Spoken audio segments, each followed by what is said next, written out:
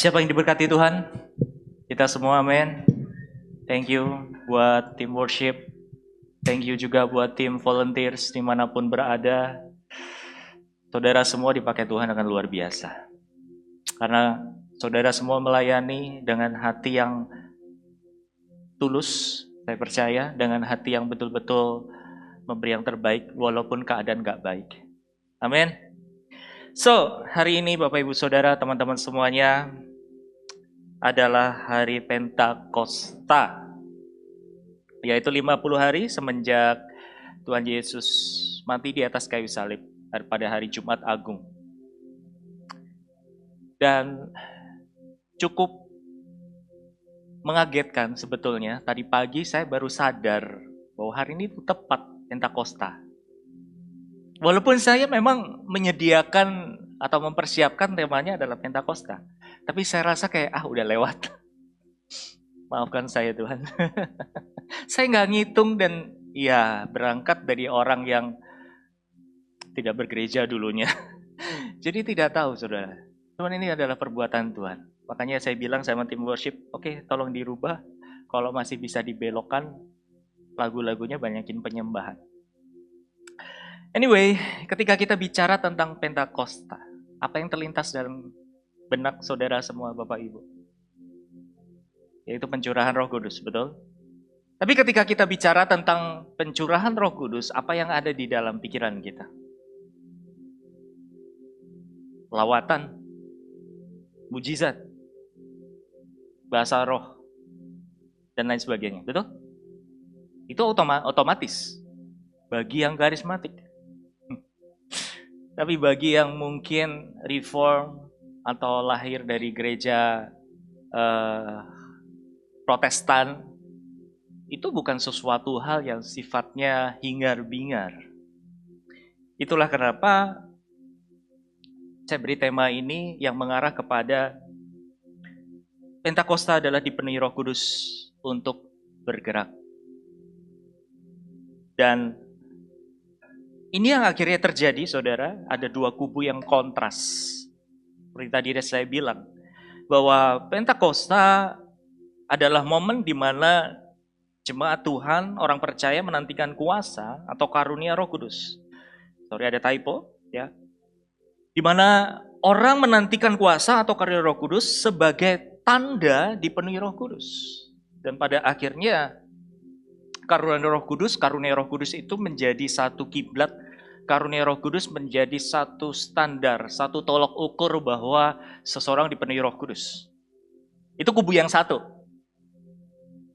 Kubu yang satunya lagi, kuasa atau karunia Roh Kudus bukan tanda mutlak seorang dipenuhi Roh Kudus. Ayo. Mana yang kubu pertama? Mana yang kubu kedua? Tapi hari ini saudara, kita tidak memperdebatkan hal ini. Setuju? Karena dua-duanya terjadi. Lalu kita baca ayatnya dulu. Di dalam Kisah Rasul pasal yang pertama, ayat yang ke-8, saya ambil dari versi TSI. Dan demikian firman Tuhan. Ya. Akan tetapi, kamu masing-masing akan, perhatikan di sini saudara, menerima apa? Kuasa. Ketika Roh Kudus datang dan tinggal di dalammu. Dan kalimat berikutnya berkata apa saudara? Dengan kuasa itu kamu akan menjadi saksi yang memberitakan tentang aku di Yerusalem, seluruh Yudea, Samaria, dan sampai ke semua daerah terpencil di dunia. Jadi sebetulnya dua kubu itu sedang memperdebatkan pribadi yang sama, memperdebatkan tokoh yang sama, memperdebatkan pekerjaan yang sama. Tapi dipecah belah bahwa saya golongan orang yang Pentakosta adalah di mana Roh Kudus berkarya penuh dan memberikan pengurapan serta karunia. Tetapi ada yang bilang, kubu yang satunya lagi adalah bahwa Roh Kudus itu diberikan supaya kita bergerak buat pekerjaan Tuhan. Nah, mari hari ini kita satukan jadi satu, gabungkan. Karena kalau saudara mengikuti podcast atau pembahasan mengenai Pentakosta ini, dua kubu ini saling mengklaim. Yang kubu satu bilang, udah cukup pekerjaan Roh Kudus itu di zaman dulu udah selesai. Yang satu bilang, Roh Kudus masih bekerja. Roh Kudus masih bisa membawa mujizat, pengurapan, dan seterusnya. Tapi saya ajak mari Bapak Ibu Saudara untuk menggabungkan ini bahwa betul Roh Kudus itu pekerjaannya belum selesai. Setuju dengan saya? Amin. Karena hari ini kita masih butuh pekerjaannya, hari ini kita masih butuh karyanya. Amin.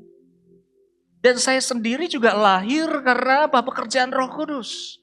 Karena yang mempertobatkan, yang menginsafkan saya untuk datang kepada Tuhan, untuk ingat Tuhan itu bukan manusia.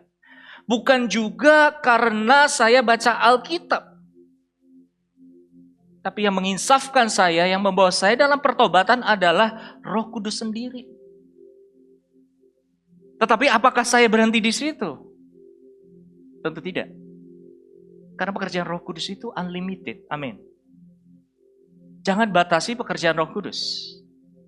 Itulah kenapa kita sepakat untuk stop, tidak perlu untuk mempertahankan kubu ini atau kubu itu. Tapi ingat bahwa firman Tuhan dikatakan bahwa ketika kita menerima Roh Kudus tinggal diam di dalam diri, kita mendapat kuasa dari Roh Kudus itu.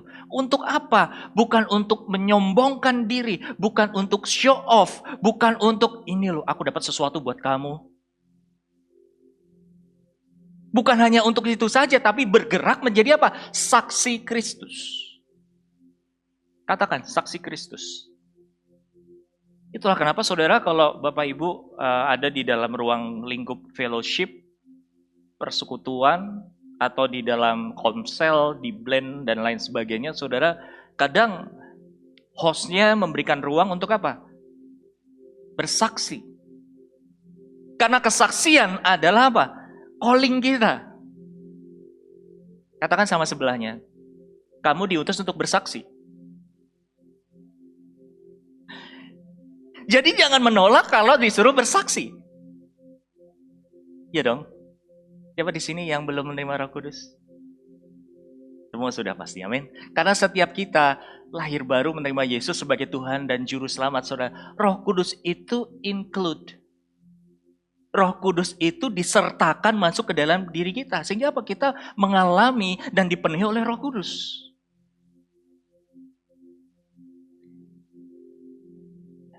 Masalahnya ini.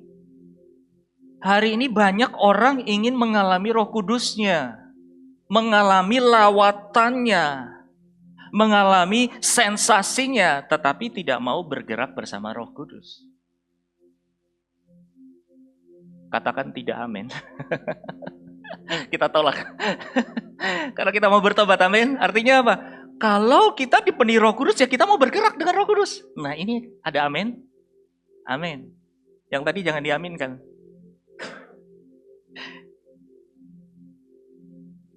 Nah, saya ulang sekali lagi ayatnya, saudara. Kamu akan menjadi saksi memberitakan tentang aku, yaitu tentang Yesus. Pertama-tama di mana? Yerusalem. Yerusalem adalah tempat di mana pergerakan terjadi. Yerusalem menggambarkan hari ini adalah tempat yang terdekat dengan kita. Mungkin bisa dibilang itu adalah keluarga kita. Kemudian tidak berhenti di situ, bahkan seluruh Yudea. Yudea adalah tempat yang agak dekat dengan Yerusalem. Dan juga apa? Samaria agak jauh dikit. Sampai kemana? Semua daerah terpencil di dunia. Tapi basicnya adalah apa? Dasarnya adalah mulai dari Yerusalem.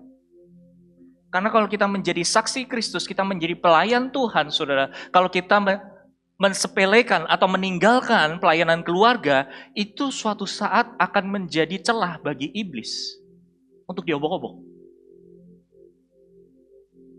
Saya banyak mendengar kesaksian dan cerita para hamba-hamba Tuhan, orang yang melayani bahkan full time. bersama-sama dengan saya, dekat dengan saya, saudara, dibilang bahwa dulu tuh pelayanannya luar biasa sekali loh. Kalau doa pelayanan pelepasan, keluar paku, keluar silet, segala macam. Tapi masalahnya adalah akhir hidupnya, saudara. Kadang tidak sesuai dengan perjalanan rohaninya. Anggota keluarganya tercerai-berai dan lain sebagainya. Karena apa? Melalaikan Yerusalem. Melalaikan ring utamanya. Karena keluarga adalah fondasi pelayanan kita, saudara. Itu adalah kubu pertahanan kita sebagai saksi Kristus. Karena kalau kita lupakan keluarga, yang ada apa? Kita aktif melayani, kita kesana kemari. Dengan begitu hebat. Tapi kalau kubunya ini rapuh, apa yang terjadi, saudara? Ditembak. Mungkin untuk suatu saat dibiarkan. Pelayanan kita hebat. Tapi suatu saat, iblis tahu kelemahannya.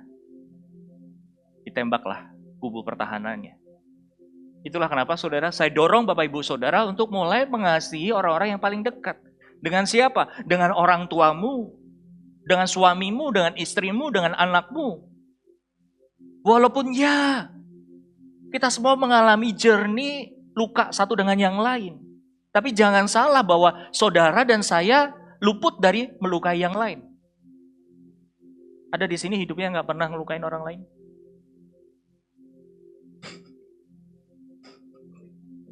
Halo?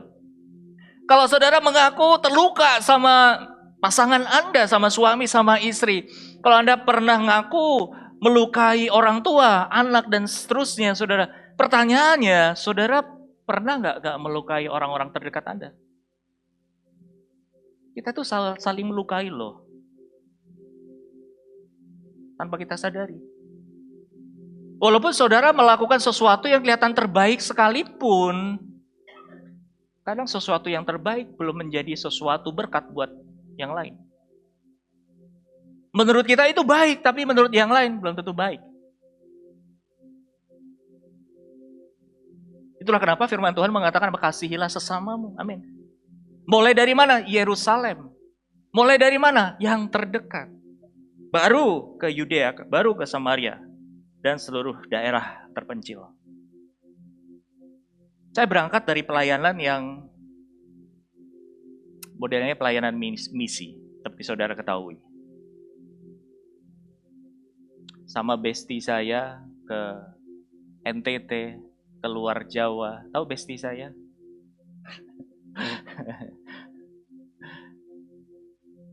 Orang yang paling imut hatinya. Ya, kami suka pelayanan-pelayanan yang ke daerah-daerah terpencil, tantangan-tantangan, saudara. Tahu kenapa? Baru minggu lalu saya pelayanan ke daerah. Nggak jauh sih, perjalanan cukup 10 jam. Tapi posisinya saya itu duduk di seat yang paling belakang. Kaki saya tahu kan ya? Nggak sepanjang John sih. Tapi kalau saya duduk di seat yang normal, capek juga. Karena mentok. Akhirnya saudara selama 10 jam, maaf ya, kaki saya mengkangkang. Kadang dilipat sinilah, kadang diginiin, kadang diginiin lah, segala macam gitu. Tahu tidak saudara, ada perubahan hati. Di mana, kenapa saya protes ya? Itu saya tanyakan di dalam hati saya, kenapa saya protes ya?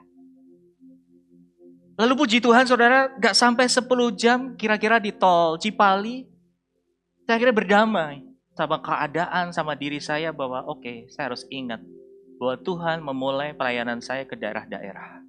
Dengan segala kondisi yang ada, naik kapal, hampir 24 jam pernah dialami, 30 kalau nggak salah malam waktu itu ya, 32 jam pernah, ya. Jadi kayak, oke, saya harus sadar. Dan saya baru merasakan saudara, rindu, kangen sama gerejanya, asik. Serius. Saya sampai liatin CCTV di sana gitu ya, pada ngapain ya? Siapa yang khotbah ya? Siapa aja yang datang ya? Serius. Oh ini toh, jadi gembala. Beneran. Dan sepanjang perjalanan itu saudara saya bisa mengucap syukur banyak. Karena apa? Apa yang ada di dalam ruangan ini, orang di dekat saudara, itu pantas untuk Anda syukuri, serius. Karena ketika Tuhan bawa saya ke tempat yang lain, bukan yang menjelekkan, bukan membandingkan dengan yang lain saudara, tapi masih jauh untuk kita syukuri hari ini. Apa yang ada pada kita hari ini, amin. Tapi kembali lagi saudara, ketika kita diberikan Roh Kudus untuk memenuhi kita, ingat, kita tidak diam di tempat. Kita tidak ada di satu ruang saja. Kita tidak hanya ke Yerusalem. Oke, kamu sudah pelayanan ke keluarga. Tapi lanjutkan ke Yudea, lanjutkan ke Samaria, dan sampai ke daerah terpencil. Kak, nanti di sana toiletnya gimana, tidurnya gimana? Halo. Makanya pelayanan itu sebuah sacrifice. Pelayanan itu adalah sebuah langkah untuk kita mematikan kedagingan kita, saudara. Karena standar saudara pasti akan habis kok. Saya bersyukur di mimbar ini pakai altar membuat saya nggak gerah. Karena ada satu tempat nggak pakai altar sekalipun, saya mandi keringat. Itu terjadi. So, sekali lagi, apapun yang terjadi dalam hidup kita, temukan alasan untuk mengucap syukur. Nah, kita masuk ke poinnya. Yang pertama, stagnan dimulai dari cinta kenyamanan. Kenapa kita tidak bisa bergerak dengan Roh Kudus? Kenapa kita tidak bisa move dari satu tempat ke tempat yang lain? Karena ini tadi saudara, kita mengalami stagnan. Kita mengalami jalan di tempat. Oleh karena apa? Katakan sama-sama, cinta kenyamanan. Seperti tadi saya bilang, kalau kita diutus ke satu daerah, ke daerah lain, ke satu tempat, ke tempat lain, kadang kita menolak bukan karena kita tidak punya waktu. Bukan karena kita tidak bisa, tapi kita menolak karena apa? Standar yang kita lihat di tempat lain akan berbeda. Dan yang menariknya saudara, kita baca dulu ayatnya.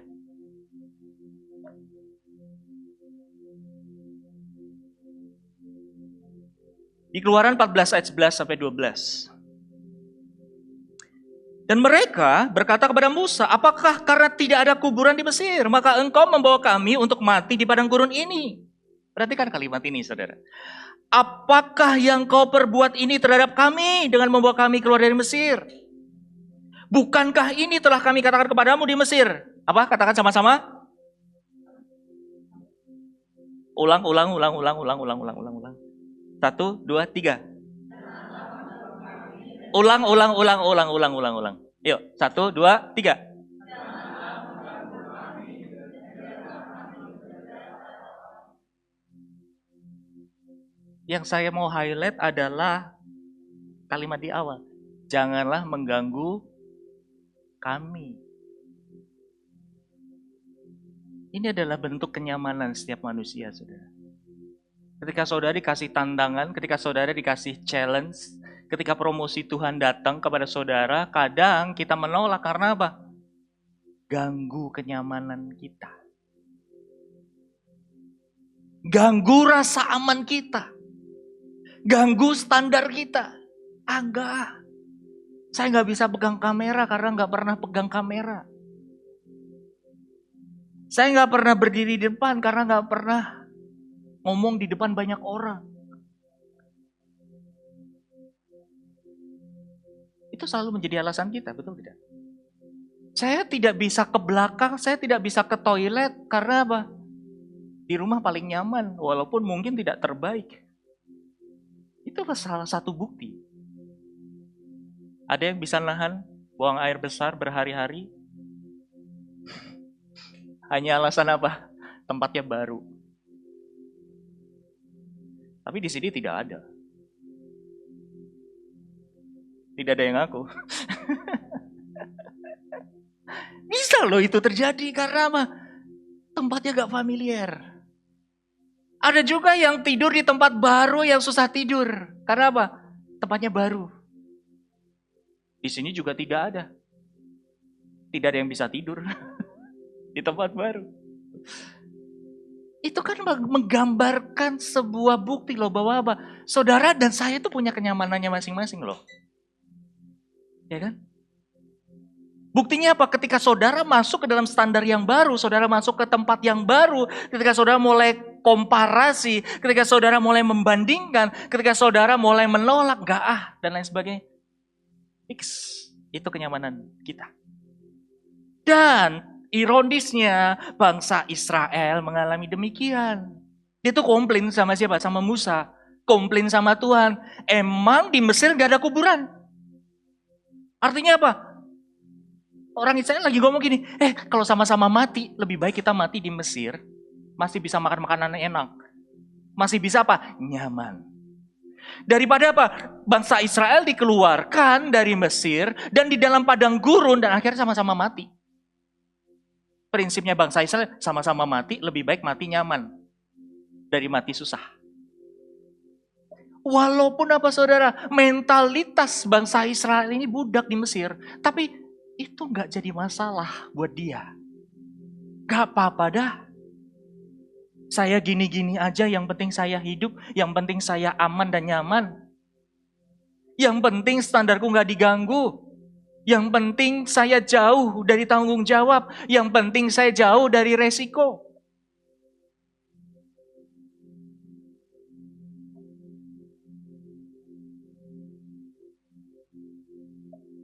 Siap-siap dulu ya. Setelah ini saya agak sedikit keras dengan gambar ini. Saya ajak saudara untuk melihat dulu deh gambarnya. Apa yang muncul di dalam benak saudara?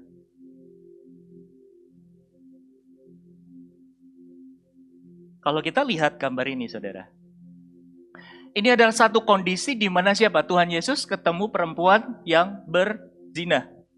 Betul? Dan apa yang dilakukan oleh Tuhan Yesus sama orang yang berdosa ini, saudara? Dia cuma berkata lembut. Aku pun tidak akan menghukummu. Pulanglah, pergi. Tuhan Yesus gak bilang, dasar perzina. Gak begitu.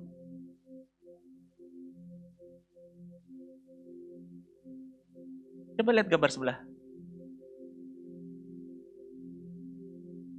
Dasar ular beludak. Kurang lebih seperti itu. Perlakuan Tuhan Yesus dengan orang-orang yang punya kelihatannya, saudara perhatikan, moralitasnya baik, rajin, agamanya bagus. Kok justru Tuhan Yesus galak ya?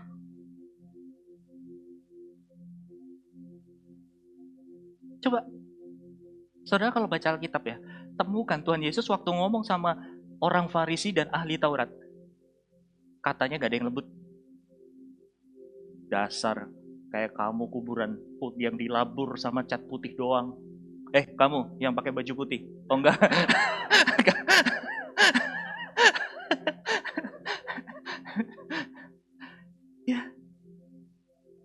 Dia tajam Tuhan Yesus ngomong sama orang-orang yang kelihatan moralitasnya baik.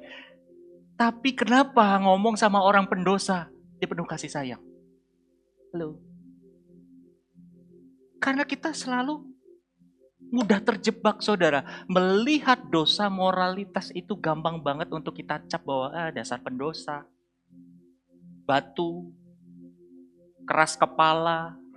Apalagi pencuri, penjahat. Kita mudah melihat dosa-dosa yang sifatnya moralitas. Dosa bukan hanya dosa moralitas. Dosa itu dari bahasa aslinya hamartia. Hamartia apa artinya? Meleset dari target. Artinya apa? Pikiran dan hati yang tidak selaras dengan kebenaran itu juga dosa. Hamartia. Salah berpikir juga dosa. Tangkap saudara. Saya ajak saudara melihat gambar ini supaya apa? Hei, jangan lihat satu dosa itu dosa yang kelihatan jahat doang loh. Kita salah berpikir itu perlu kita apa?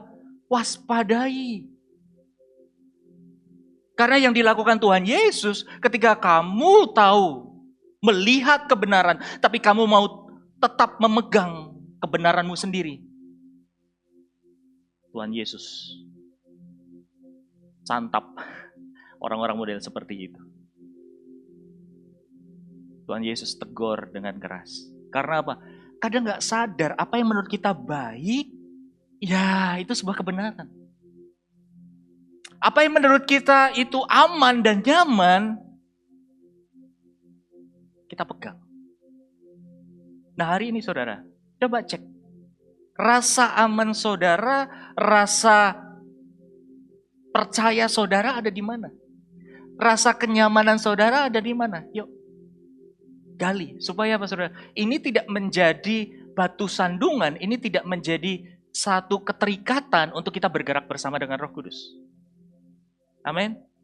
Nah, musuh terbesar pertumbuhan rohani bukanlah dosa besar, tetapi kenyamanan kecil yang tidak mau dilepas. Coba renungkan saudara, 1 menit ini. Kalau saudara memegang sesuatu kenyamanan saudara ketika saudara dikasih tantangan, ketika saudara dikasih promosi, pasti kita menolak. Ah enggak Tuhan, aku gak bisa. Aku udah nyaman main keyboard. Aku gak bisa main drum. Tapi enggak, pemusik di sini rolling kok. Makanya tadi Yabes main bassnya, waduh keren banget ya. Belok sana belok sini.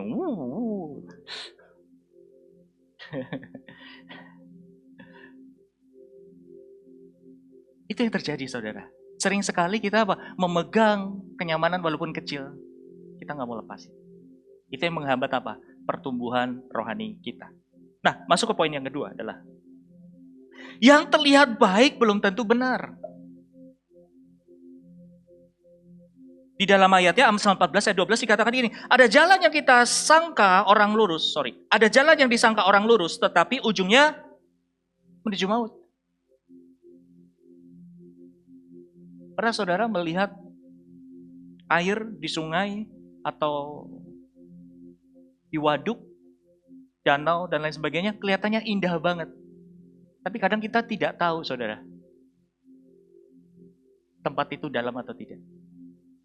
Saya ingat waktu pelayanan di NTT, terutama di Labuan Bajo. Ada orang-orang di sini, ada Niko, ada Pak Anton. Kita habis pelayanan atau sebelum pelayanan diajak muterlah ke beberapa pulau itu. Ke satu tempat, itu namanya Pasir Pink. Dari kejauhan itu, aduh cantik banget. Perahu belum berhenti saudara, karena saya ngeliat, aduh hijau banget, enak banget gitu ya. Saya sama Niko, Nik, ayo nyemplung, ayo kau nyemplung. Kita berenang saudara, sampai pinggir pantai. Kita main pantai pink, ya kan. Habisannya apa? Yuk kita balik ke perahu, kita renang. Kapalnya itu saudara, dari tempat ini, cuma di TV belakang itu. Deket gak?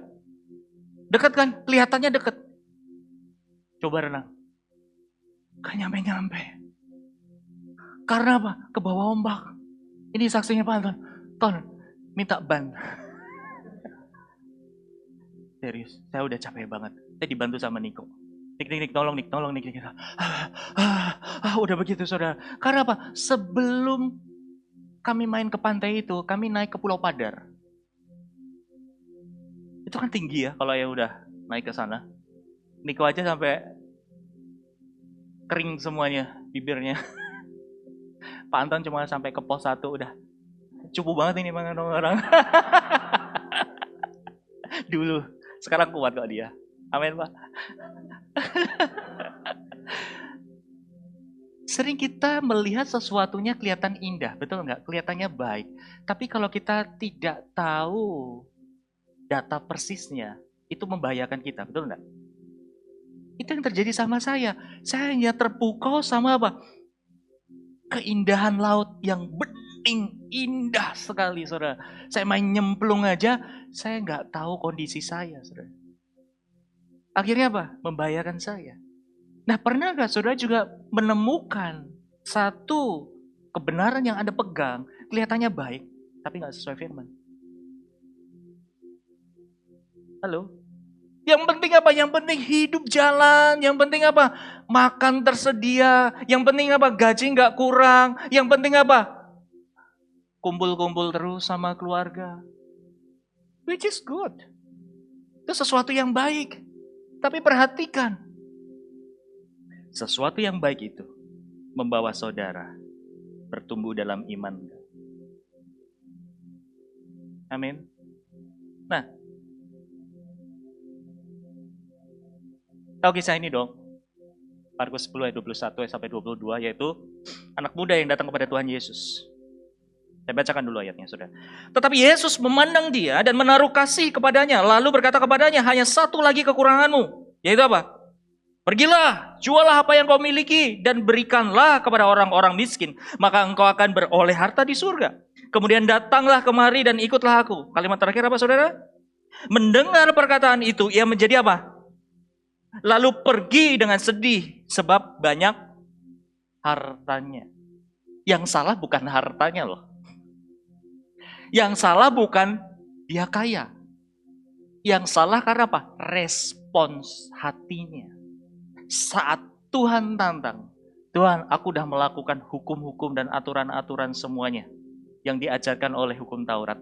Apalagi yang harus aku lakukan, Tuhan? Yesus selalu bilang demikian. Jual hartamu.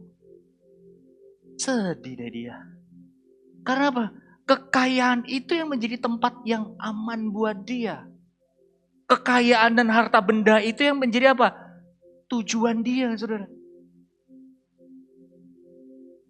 Dan akhirnya ketahuan, apa yang dianggap baik, ketika ditantang Tuhan, tidak mau dilepas. Yang tadi saya bilang, sesuatu yang baik belum tentu benar. Cek saudara, keputusan hidup saudara hari ini. Apakah itu sesuatu yang baik? Oke, good. Tapi masalahnya, benar nggak? Satu waktu saudara, musim hidup yang terjadi dalam keluarga kami agak berantakan dan saudara sebagian ada di musim itu. Satu anggota keluarga kami ada yang sakit. Istri saya kepikiran terus dan punya ide-ide. Dia punya alasan, dia punya sesuatu yang dia pegang untuk sesuatu yang baik buat anggota keluarga kami. Kelihatannya baik. Kayak, ya udah, ini kan baik buat papa. Ini kan baik buat dia. Tapi tidak pernah tanya sama yang bersangkutan. Lalu saya bilang sama istri saya gini, saya tahu betul kamu mengasihi papa. Saya tahu betul kamu mengasihi keluarga. Tapi yuk coba, caramu mengasihimu itu sesuai nggak sih? Sama apa yang firman Tuhan katakan. Karena apa?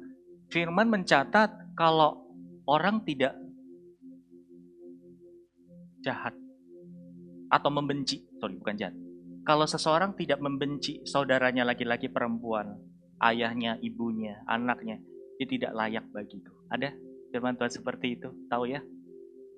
Itu maknanya apa sih? Jangan terikat. Sesuatu yang kelihatan baik sih, mengasihinya baik nggak baik. Tapi karena dia terikat dan terpikat, akhirnya apa? Apa yang dirasakan oleh orang yang kita kasih, kita ikut rasakan dan kita pikul sendiri. Akhirnya menghasilkan apa, saudara? Keputusan-keputusan yang tidak objektif. Keputusan-keputusan yang apa? Hanya untuk mengamankan dirinya sendiri. Lalu saya bilang sama istri saya, kalau kita mengasihi orang tua kita, yuk, dengan kasih Tuhan. Artinya apa? Jangan terbawa emosi. Jangan terbawa karena hati kita mau mengasihi orang tua kita, lalu kita berbuat ini, berbuat itu tanpa berdoa. Nah, ke poinnya di sini, saudara. Kadang apa yang kita anggap baik, belum tentu benar. Bukan saya mengajak saudara untuk tidak mengasihi keluarganya.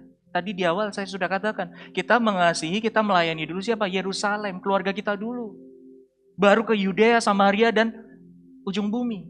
Tapi ingat, jangan sampai ikatan hubungan keluarga itu juga menjadi ilah di dalam hidup kita. Sehingga yang kelihatannya baik mengasihi, tapi berlebihan.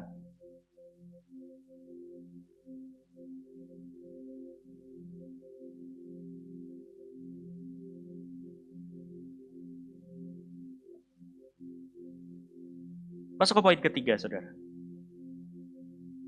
Itu 2 poin yang bertujuan supaya kita semua dibangunkan dulu bahwa, gara-gara kita maunya nyaman, gara-gara kita nyari keamanan sendiri, kita akhirnya apa? Tidak bergerak sama Roh Kudus. Saudara masih ingat khotbah saya di awal bulan? Waktu saya membahas tentang apakah saudara yakin Anda aman hari ini? Masih ingat saudara? Kalau belum ikutin khotbah itu, cek di YouTube-nya Flash Culture Jakarta. Di situ saya membahas bahwa hidup kita sebetulnya karena apa? Karena rasa takut, akhirnya membangun apa? Babel. Itu persis sama yang dilakukan oleh manusia zaman itu. Karena dia takut nanti dikasih air bah lagi, dia membangun kota yang tinggi supaya apa? Aman. Padahal Tuhan gak suruh. Kenyamanan dan keamanan yang kita miliki tanpa melibatkan Tuhan, saudara, itu pasti akan menghasilkan Babel. Tapi kabar baiknya adalah ketika hari Pentakosta terjadi, yang tadi waktu manusia Babel itu bahasanya satu, akhirnya dipecah belah. Pentakosta dijadikan satu kembali. Ini adalah pemulihan Tuhan.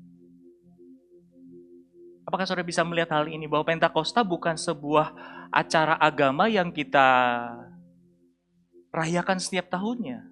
Tapi bisa nggak melihat momen bahwa Pentakosta ini adalah momen di mana kita mengalami pemulihan hubungan antar kita dengan Tuhan. Roh Kudus dicurahkan supaya apa? Kita mengalami pemulihan. Roh Kudus dicurahkan supaya apa? Kita bergerak dengan Dia.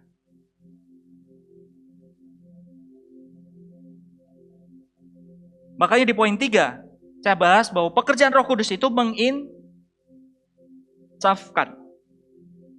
Nah, baca dulu ayatnya di sini, Yohanes 16 ayat 8. Kalau Ia datang, Ia akan menginsafkan dunia akan dosa, kebenaran, dan penghakiman. Kata insaf di dalam bahasa Yunani adalah eleko, yang berarti menyingkapkan atau menunjukkan kesalahan dengan bukti yang tidak bisa dibantah. Ini penting buat kita, saudara. Jadi salah satu pekerjaan Roh Kudus itu adalah apa? Menginsafkan.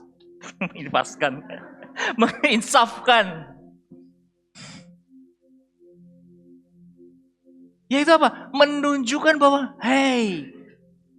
kamu salah loh. Dia yang menyingkapkan bahwa kita apa? Kita salah jalan. Kalau kita nggak sadar kita salah jalan, udah, biar harganya mahal. Ada yang pernah di sini salah jalan masuk ke tol yang harusnya keluar nggak keluar? Di sini yang paling masih ingat adalah saudara Billy. Waktu keluarga kami datang, saya datang waktu sehari sebelum saya menikah, saya kasih tugas Billy. Saya buka dosanya dia. Nggak apa-apa, orangnya ada kok. Bill, tolong ya jemput orang tua saya di Halim dari airport. Kan kalau dari airport menuju ke Pondok Kelapa kan mudah ya, saudara ya. Tinggal keluar, putar balik, masuk tol, udah sampai. Itu udah ditunggu sama keluarga besarnya Reta. Habis Billy jemput, saudara, dia bukannya putar balik, dia masuk tol ke arah Jagorawi. Taman Mini.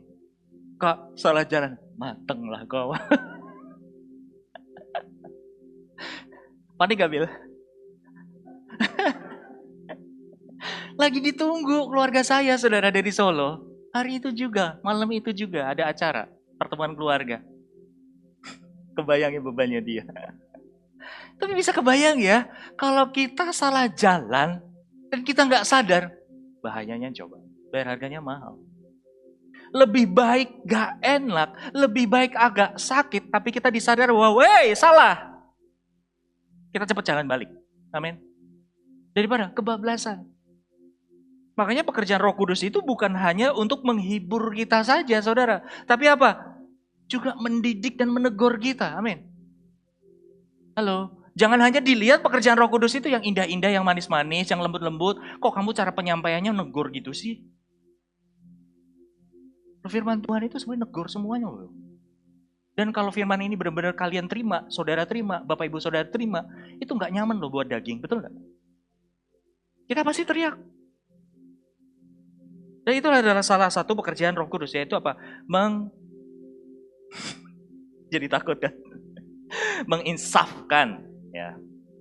Nah, poin yang keempat yang terakhir, saudara. Roh Kudus memberi kemampuan baru. Perhatikan ayat ini. Zakaria 4 ayat 6. Bukan dengan keperkasaan dan bukan dengan kekuatan, melainkan dengan rohku, firman Tuhan semesta alam. Ini adalah satu tugas kepada Zakaria untuk membangun bait Allah. Oke. Zakaria nggak mampu. Tapi Tuhan bilang apa? Rohku yang memampukanmu. Dan menariknya saudara, Kejadian. Waktu Kisah Para Rasul, ya, murid-murid Tuhan Yesus kumpul berdoa. Apa yang terjadi? Lawatan Roh Kudus terjadi. Saudara bisa baca sendiri ayatnya di Kisah Rasul 2 ayat 4-8. Saya akan skip. Tapi gini intinya. Murid-murid Yesus yang ditinggal Tuhan Yesus itu sedih gak sih? Sedih pasti ya. Tapi Tuhan Yesus memberikan janji, yaitu apa? Aku akan memberikan penolong, roh penolong yang lain, yaitu siapa? Roh Kudus. Ketika Roh Kudus itu turun kepadamu, bergeraklah. Dan terjadi. Waktu dia berdoa, memuji Tuhan, menyembah Tuhan, Roh Kudus turun. Sampai akhirnya apa? Dikasih bahasa-bahasa yang baru. Karena di Yerusalem itu saudara, kalau di zaman hari ini itu kayak kota di mana Dubai, New York, Singapura, di mana banyak negara-negara itu, orang-orang dari berbagai negara ada di situ. Sama, waktu Yerusalem dulu seperti itu. Banyak orang-orang dari daerah lain ada di Yerusalem. Dan waktu murid-murid itu memuji menyembah, ini dikenal sebagai orang dari Galilea. Galilea itu adalah tempat pinggiran, orang yang kasar dan tidak berpendidikan tinggi. Terus tiba-tiba dipakai Roh Kudus, berbahasa lain, hingga orang yang ada di Yerusalem itu dari berbagai kota, berbagai bangsa, bisa nangkep bahasanya. Poinnya adalah apa saudara? Saudara ketika dikasih challenge, kasih tantangan, dikasih promosi sama Tuhan, walaupun saudara nggak tahu, nggak bisa, itu sesuatu hal yang baru. Saya mau bilang gini, bukan dengan kekuatanmu, bukan dengan skillmu, tapi karena apa? Kuasa Tuhan yang memampukanmu. Karena pekerjaan Roh Kudus yang memampukanmu. Amin. Mulai pegang itu. Saudara nggak bisa memegang satu kepastian bahwa saudara terbiasa dengan hidup perfeksionis, harus memastikan segala sesuatu sempurna dulu baru melangkah. Nggak bisa. Dan itu masalah kita saudara. Ingin memastikan, ingin mengendalikan bahwa segala sesuatu apa yang terjadi, kita prepare dengan perfect, supaya apa ketika kita melangkah semuanya aman-aman aja. Saya mau bilang, nggak selamanya bisa begitu.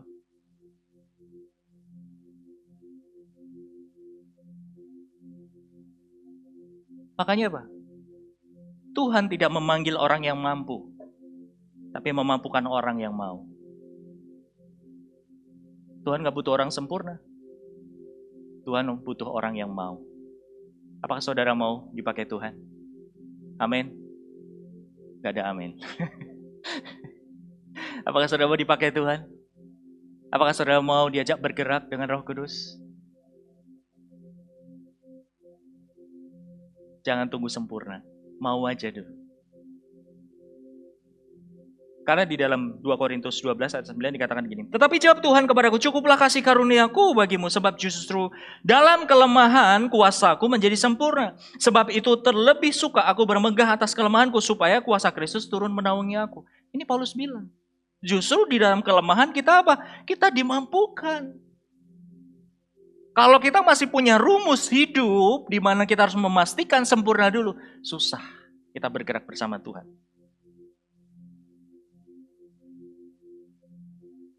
Oke saudara, saya ajak untuk melangkah 4 ini.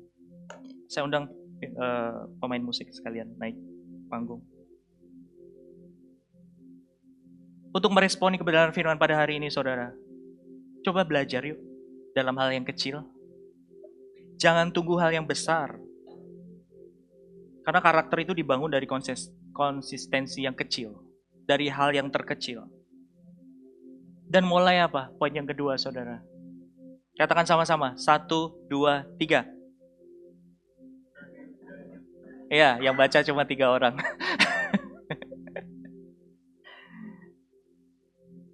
Sama-sama yuk.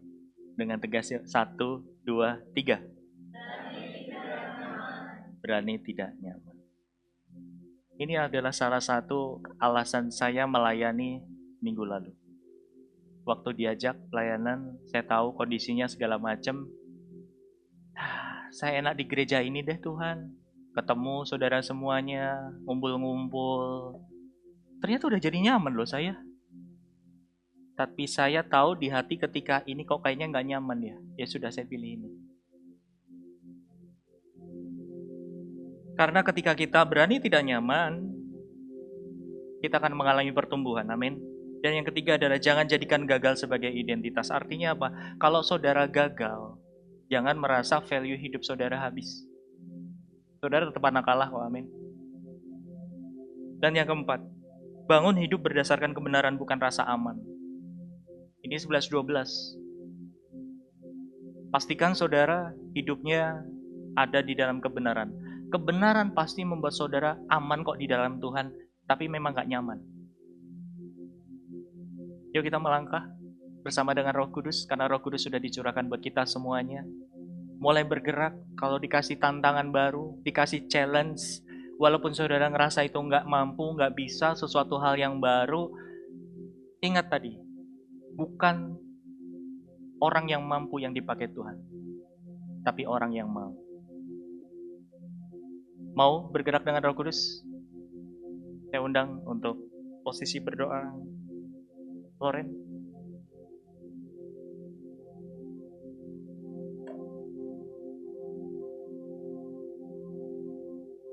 Saya akan berikan waktu buat saudara semua 1 menit untuk merenungkan kebenaran firman ini. Temukan kenyamanan saudara, temukan rasa aman saudara di luar Tuhan apa, dan coba berdoa sama Tuhan, lepaskan itu supaya Roh Kudus ambil alih, supaya Roh Kudus juga bawa saudara masuk ke dalam zona yang baru. Walaupun mungkin gak nyaman, tapi itulah pertumbuhan rohani.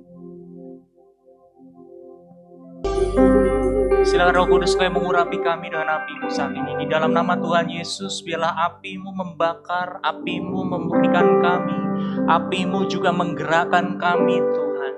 Mulai saat ini di dalam nama Tuhan Yesus.